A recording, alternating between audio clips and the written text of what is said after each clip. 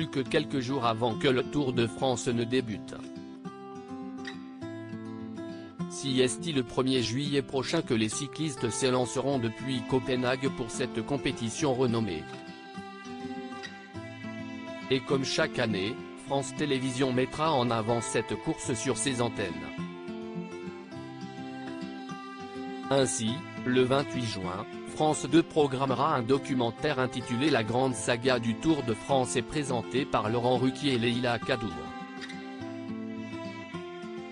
Et le moins que l'on puisse dire, si est que ce programme a réconcilié ce dernier avec cette compétition. Ce n'est pas que j'étais fâché avec le Tour de France, mais on ne va pas se mentir, je ne suis pas un fou de cyclisme. Mais de préparer cette émission et de revoir toutes ces images, ça m'a redonné une petite piqûre pour suivre à nouveau les étapes, s'enthousiasme-t-il face aux caméras de cet avou ce mercredi 22 juin. Et pour cause, Laurent Ruquier conservait un très mauvais souvenir du Tour de France, puisqu'il a eu un accident de voiture en 1989. À l'époque, j'étais auteur pour Jean Amadou et Maryse Gildas sur Europe 1, qui faisait justement une émission tous les matins sur l'étape du Tour. J'étais celui qui devait amener les textes que j'avais écrits entre 5h et 8h du matin, détaille-t-il auprès d'Anne-Elisabeth Lemoine. Sauf que ceux qui suivent le Tour de France rencontrent une difficulté, celle de trouver des endroits pour se loger.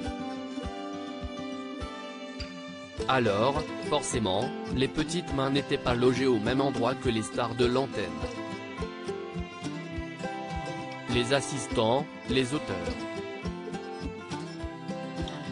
sont logés à 40 à de l'endroit où a lieu l'étape, donc le matin il faut y aller en voiture, se remémore celui qui arrête l'animation dont est en direct. Laurent Ruquier, ça s'est arrêté prématurément et croyez-moi, ça marque s'il possédait le permis, Laurent Ruquier n'était pas un grand conducteur pour autant. Je ne conduisais pas, enfin peu, explique celui qui est en guerre avec son ancienne productrice. Et de déplorer, j'ai eu un grave accident de voiture et le Tour s'est arrêté pour moi au bout de 2 semaines.